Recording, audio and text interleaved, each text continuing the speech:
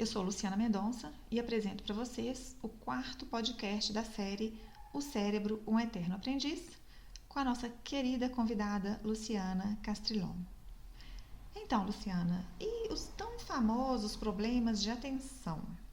Eles têm sido tão discutidos e seus transtornos estão tão presentes nas queixas clínicas atuais, não é mesmo? Você pode falar um pouco para nós sobre as funções executivas de uma maneira geral? Né? E tem se falado muito no Brasil sobre essa questão da criança que tem déficit de atenção, né? E outros problemas que comprometem a atenção do sujeito. O desenvolvimento da atenção, os mecanismos, quem desenvolveu o conceito de déficit de atenção, que é o Barkley, ele fala que a atenção sustentada exige uma competência que a gente chama de competência inibitória. A gente vai lembrar que o homem é o animal que mais consegue adiar recompensas, né? Então, nós temos todo um processo de acesso a recompensas, mas nós podemos também adiar uma recompensa próxima, porque nós temos uma melhor mais à frente. Essa habilidade varia de pessoa para pessoa, mas é extremamente essencial que o cérebro consiga privilegiar o que é que ele vai querer prestar atenção num determinado momento. Isso significa inibir o restante. Eu acho que a questão do déficit de atenção no Brasil é igual Palmeiras e Corinthians ou Cruzeiro e Atlético. É como se fosse uma religião. Tem pessoas que falam que a déficit de atenção não existe, e tem pessoas que falam que existe, tem que medicar, e etc, etc. Então, eu acho que é importante a gente se remeter à questão do que as pesquisas vão mostrando para a gente. E a coisa mais simples que eu consigo dizer com relação a isso é que existem variações de um indivíduo para o outro, então é esperado que as crianças tenham entre si diferenças na sua capacidade de controle inibitório. Se a correção dessa diferença para que a criança consiga sobreviver na escola e consiga adquirir uma competência funcional parecida com seus pares de idade, se essa correção será medicamentosa ou não, aí cada um vai pensar da sua maneira, né? Cada um vai escolher. Eu já vi casos de crianças que você deu o estimulante, ou às vezes até uma medicação não estimulante, e uma criança de terceira série se alfabetiza em 2 meses, né?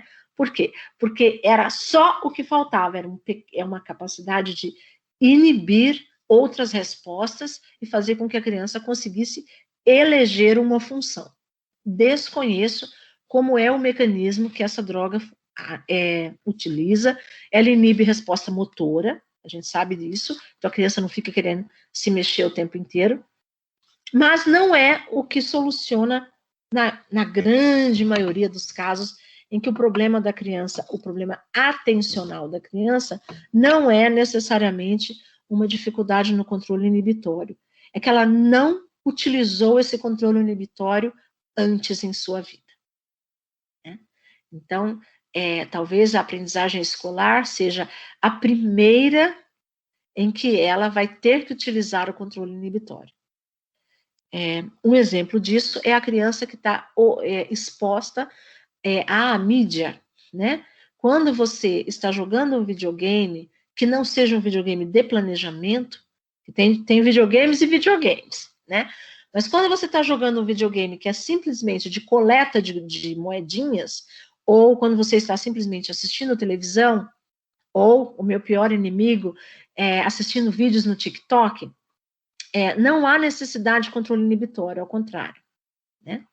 Então, essas crianças que passam horas nessa dieta, né, de intensa exposição à mídia com uma modalidade de resposta só, elas têm muita dificuldade de aguentar, de tolerar a aprendizagem escolar. Extremamente difícil. Então, realmente, você vai ver crianças que parece que tem realmente um genuíno déficit de atenção, quando, na verdade, o que elas têm é uma falta de hábito de conseguir exercer o controle inibitório para fazer qualquer coisa, um desenho, construir um carrinho, fazer uma construção de Lego. Então, existem as práticas educacionais, têm que atentar para essa questão, né? E também para a relevância daquilo que estamos trazendo para a criança. E aí vem a questão das funções executivas, né? Tão famosas, né? O tal do maestro que vai orquestrar as ações. E a gente pensa na capacidade que o cérebro tem de buscar significado nas suas experiências, né? Nós que passamos pelos bancos da escola, a gente sabe que muitas vezes a gente aprendeu coisas e se apaixonou por coisas porque a gente teve professores bons, professores que a gente amou, né? E que nos amaram. E isso ajuda a organizar a nossa sequência, a nossa hierarquia de prioridades, a nossa capacidade de aceitar frustração, de tolerar frustração. E nós conseguimos sequenciar as ações que vamos fazer e adiar recompensa, justamente porque a gente tem uma finalidade muito clara. Mas muitas vezes não é tantas vezes assim, mas algumas vezes existem crianças que, apesar de terem as funções básicas, processamento de informação eficiente, atenção sem grandes problemas, memória de trabalho preservada, formação de conceito com atividade discreta ótima. Quando põe tudo para funcionar, tem uma dificuldade em sequenciar operações mentais, né? E gera uma desorganização na conduta complexa.